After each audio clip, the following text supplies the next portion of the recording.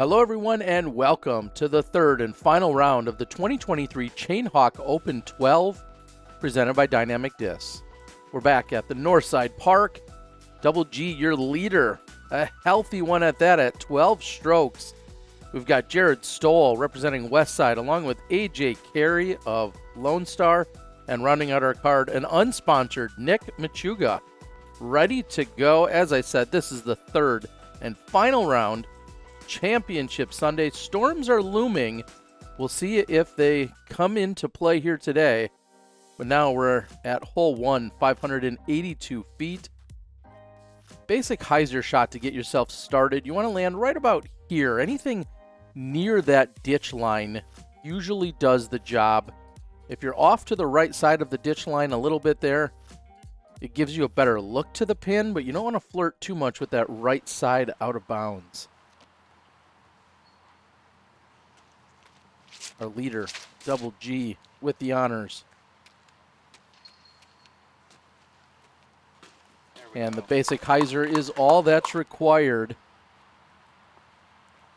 Garrett Stoll. Stole the show yesterday. He said he would have to shoot well. He wants to find himself here on the lead card, and he did just that during round number 2 over at Jonesville. AJ Carey remains on the lead card even after a little bit of a struggle, and similar for Nick Machuga. They had, in fact, identical rounds to open. They started the tournament each at 10 under. Then they both shot 5 under during the second round. So they're knotted up, this three-way tie for second. Double G catchable?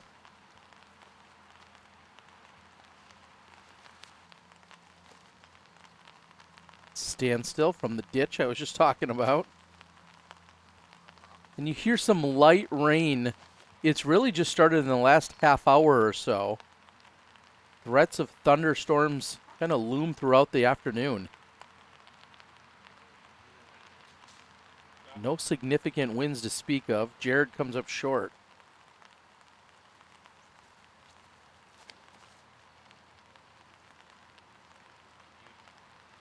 High and wide, bringing it in just a bit deep, but certainly makeable for AJ.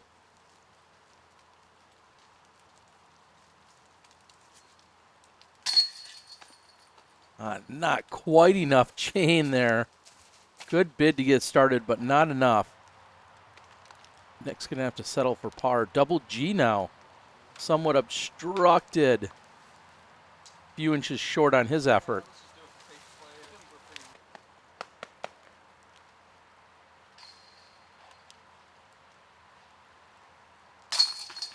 Hole 1. One of 3 par 4s that we'll find on the course. 1, 15, and 18 are the par 4s. So Jared and AJ will both open with birdies.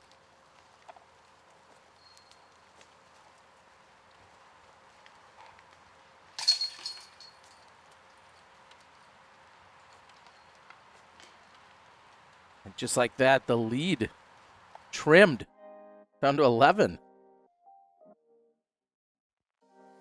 Hole 2, 282 feet. I was calling this one of the easier holes on the course during round 1, even though I think our feature card only walked away with maybe 1 birdie. Still feels like one you should be getting. Relatively open, you just have to hit an initial gap. You've got a couple different choices to go after it. I'm going to move over to the catch cam position this time. Maybe if they throw right toward me, we'll have some better luck. And Jared's doing just that. I think you should be content with that effort. That's going to be inside the circle, just deep, wide open.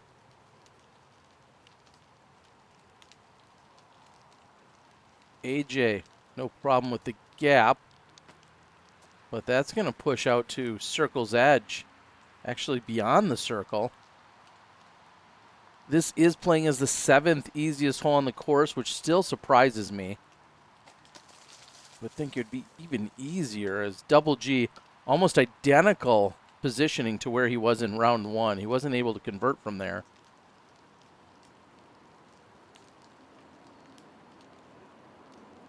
Low line drive coming from Nick.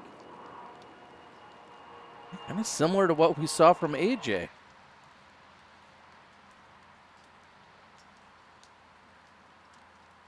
.40-footer. Just nicks the basket, but not enough. A little closer for Nick.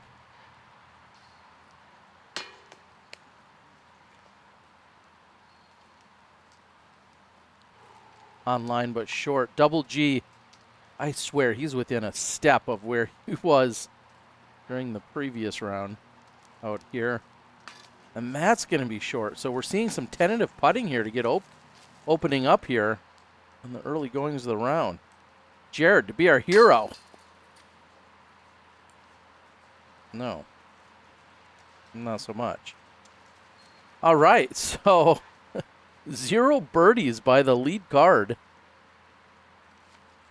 And enough for AJ to have to think about it. As I said, some really light rains have come down.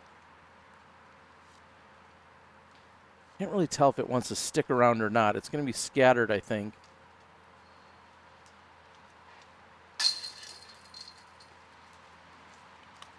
AJ will clean it up.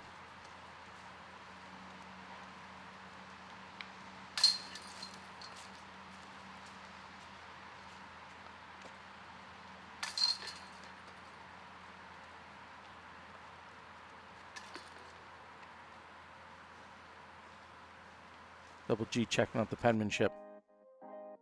Heading over to hole number 3. Just 310 feet. Trying to put it straight down the gap. A lot of forehand opportunities. Backhands haven't been as successful because it has such a late turn. You need to get just inside that tree on the left in order for it to come in, and then plenty of guardians.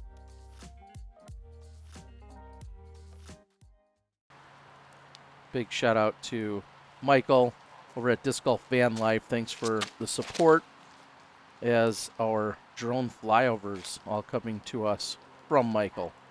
It's going to be a little short for Jared, but still a look. See the red band just barely peeking out here.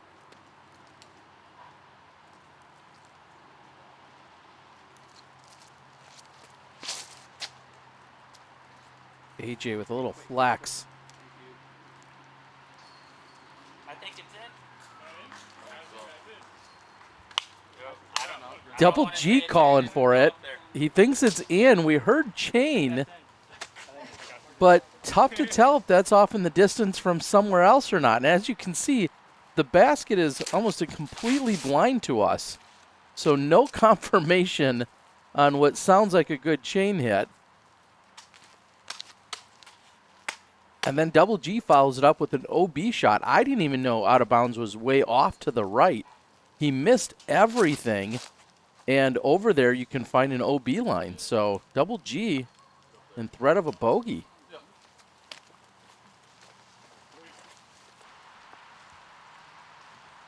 And sure enough, we walk up. There's AJ's in the basket.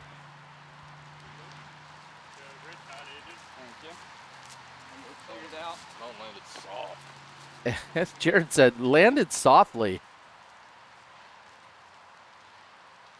You guys are definitely thinking of the Fujis right now, killing me softly. Well, AJ, as calm as you could possibly be.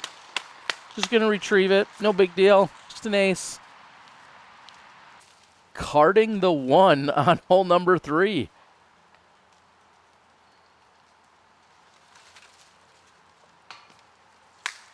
Short again for Nick, right off the front of the cage. Jared with an opportunity. Got a look. He's off the top. And it's still early, but AJ cards the ace. Double G is out of bounds, but saves the par. And even with that, is going to pick up 2 more strokes on Double G. So Garrett's gone even through the first 3 holes, and AJ's already picked up 3 strokes on him. I mean, this is almost exactly the start you need to try and put any pressure on somebody who's opening up with a 12-stroke lead going into a final round. We head over to hole number 4. 403 feet. There's a Mando tree that's forcing the flight of the drone, is pretty much the flight you want to take with your disc. Right over the couple of OB ponds. Come in just short, hopefully just kind of skipping up to the pin. That would be your look here on 4. It's 403, and it definitely plays all of that and then some.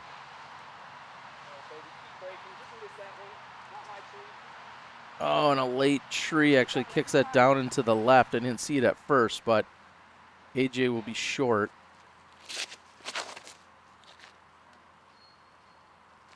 Is this having enough turn? Could have used more as I pan over more to the right.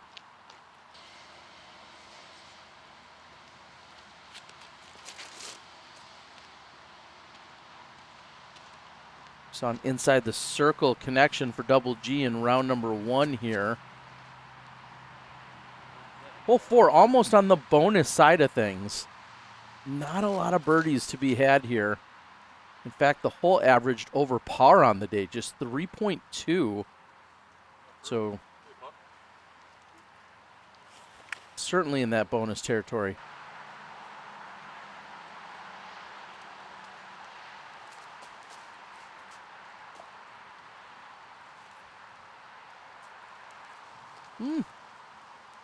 I've seen better layups.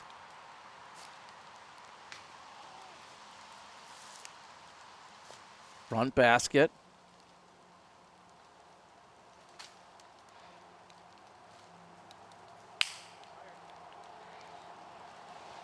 Nick, not quite the putting machine he was yesterday. Double G from 11 meters. Drains it. And we've seen Double G's putter only hit the ground once in the first 2 rounds. He has just played phenomenal golf. He opened up on this course with a 13 under, then goes over to Jonesville, shoots a 14 under, unofficially rated 1091. He's just been on fire over these last 2 rounds, hence opening with a 12-stroke advantage going into today's round. And Nick doesn't convert on the comebacker, so that's going to be a bogey. And Jared's going to walk away with the par.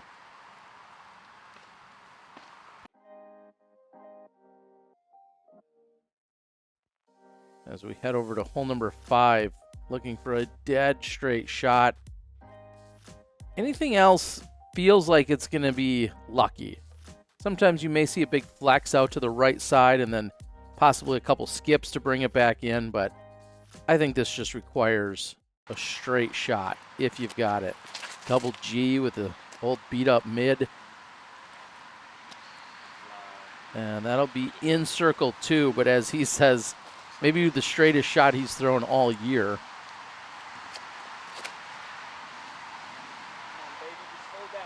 AJ is on a line. What a roll. Yeah, what a roll is right. I think we'll see how that treats him, but beautiful drive, unfortunate roll away.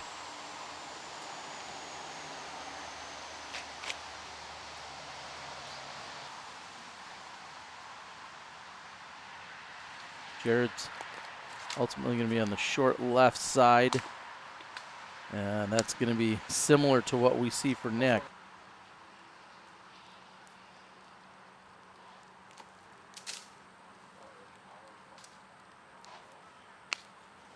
That's still circle 2. You guys recall me saying I think this is one of my least favorite holes?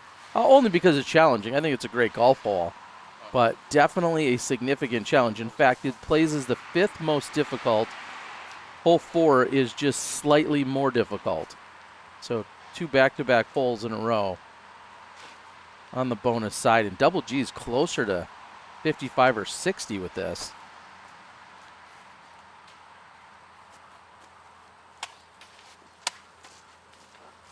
It's going to be a par for Double G at best.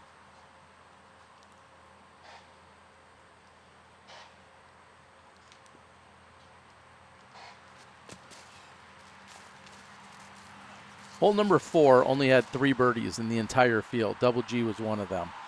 Hole number 5, well, not quite. It's like, no way. Just no way. Oh, such a good drive. It was a beautiful drive. I was thinking, like, that should be a birdie as well after that drive. He hit the tree right next to the basket and then gave him absolutely nothing. So hole 4 had 3 birdies, and then hole 5 only had 3 birdies. And no person got both of them.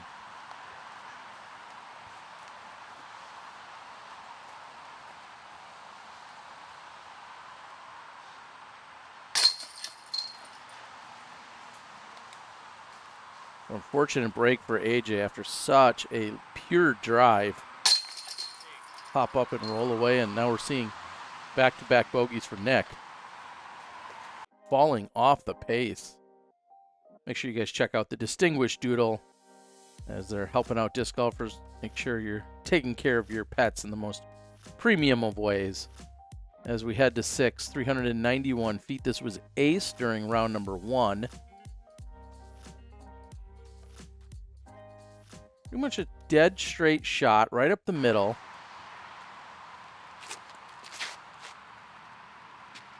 One or two trees to beat.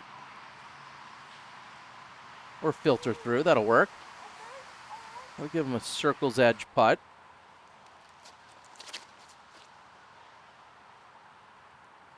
Come on, little edge.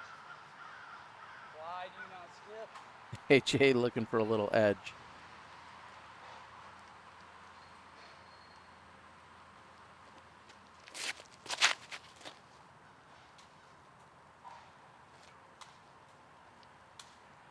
And the nose gets up on that one, just carries way off to the left side. No real danger of bogey, so to speak, from there unless you get too aggressive.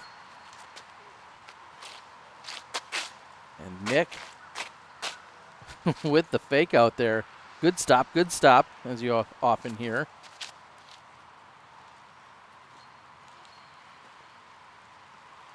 And a good stop it was. Nick almost to the base of the basket.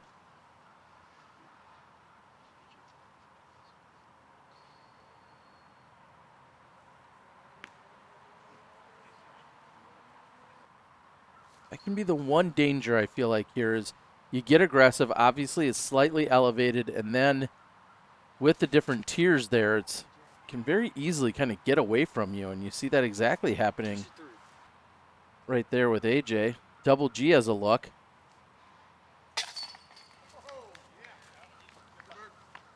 Gonna get that one to drop in. A little love and shout out to a Chain Hawk that is no longer with us. AJ, no problems with the comeback putt. Hole 6 averaged 2.68. 14 birdies out of our 42-person field.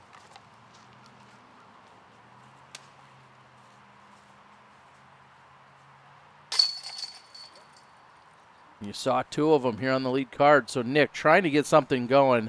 That's the first birdie on his card today. We head to 7.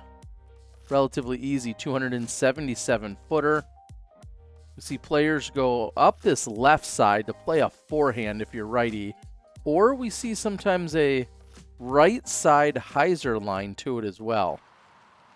G is going to switch up his strategy. He went backhand and went deep. Took the par in the opening round. This time forehand. Tracking right to the basket. This is the 3rd easiest hole on the course, so an absolute must get.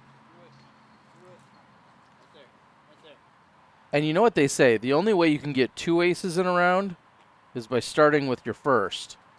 And AJ Carey definitely thinking about a magical 2-ace round.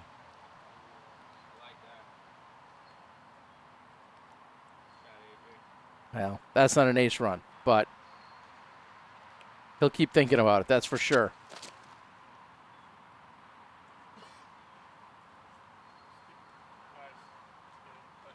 Would you say the toughest part of a 2-ace round is just getting the first one?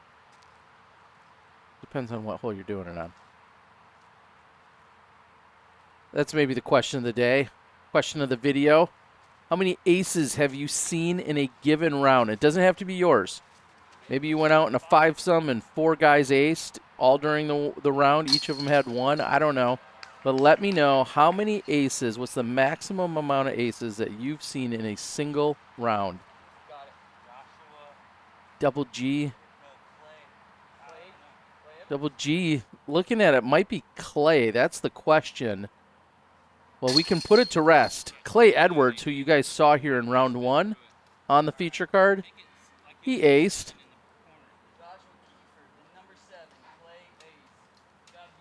Clay Edwards. Congrats, buddy. You should have done it on Friday, but I guess if you have to do it today when you're not on camera. So, yeah, leave that in the comments. The highest quantity of aces that you've seen, either you've been part of, your friends have gotten them, you've gotten them, whatever. The most collective aces you've seen in a single round of golf. That'll make you eligible for some giveaways as we're here on 8, 428 feet, a bonus, and then some. Played as the most difficult hole on the entire course during round number 1. There was 1 birdie coming from Cole Wareheim.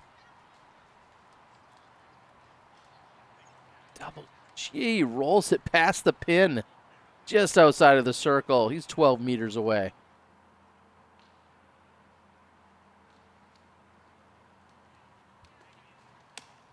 Oh, stopped. Good velocity.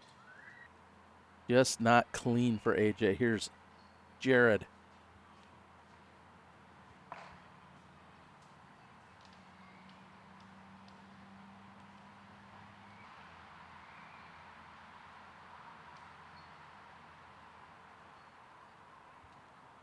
Low line drive. That carries quite a ways. Somehow doesn't hit anything. Just came in too low for Nick. So he'll still have a long look at least. Jared, they have to do work to get up and down for the par. As you can see over there in Bender Village, everyone prepped. May or may not see rain throughout the rest of the afternoon. Big shout out to all the spotters and volunteers, helpers, course TDs, managers, replenishing the stations. There's so many things going on here out by the incredible Chain Hawk club and crew. Jared, long look for par. I don't know if you guys are counting front basket hits collectively on this card, but they might set a record. Double G for birdie.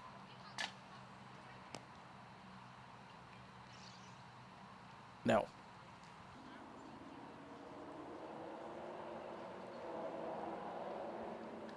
Nick.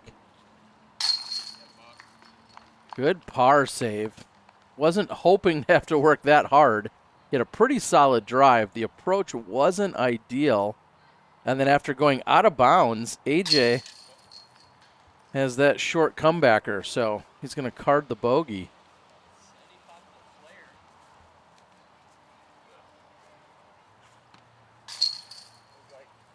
AJ complaining about too much flare. Come on.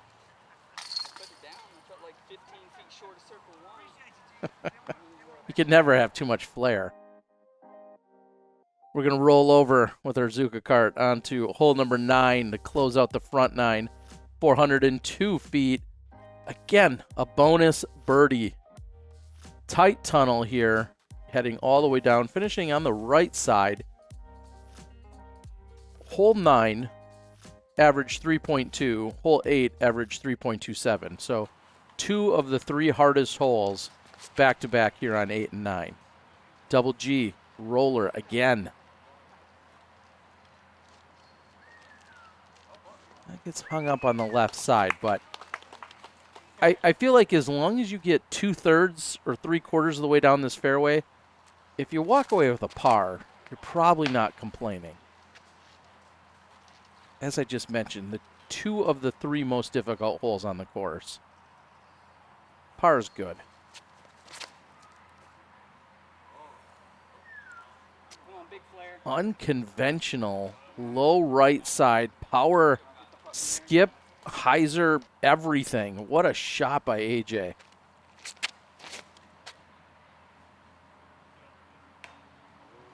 Trees. There are trees on this course. Jared doesn't seem as excited about the trees as I am.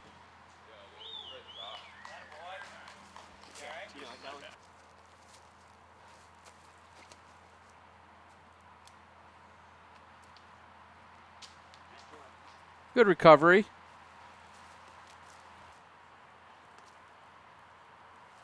Well, gee, with a look. So what felt like would have dropped in the last 2 days, they don't seem to be quite as on today. I feel like every time he threw up a putt in the last 36 holes, it was for sure going in. Now AJ contemplates extensively just to realize he has no look over here. He is that close to the pin, and it's still obstructed. You see him hit the bush. He was leaning out to the right. He was leaning left. Double G would come over there and take a look at it, and it was just almost in disbelief how little of a look he had after such a crushing drive. So certainly going to be frustrated, especially when you go back and you remember what happened on 5 when he threw a pure drive all the way up the middle, and then it caught edge and popped up and rolled away. I don't mean to laugh, but man, that is a couple of bad breaks. Yeah, I needed Jared's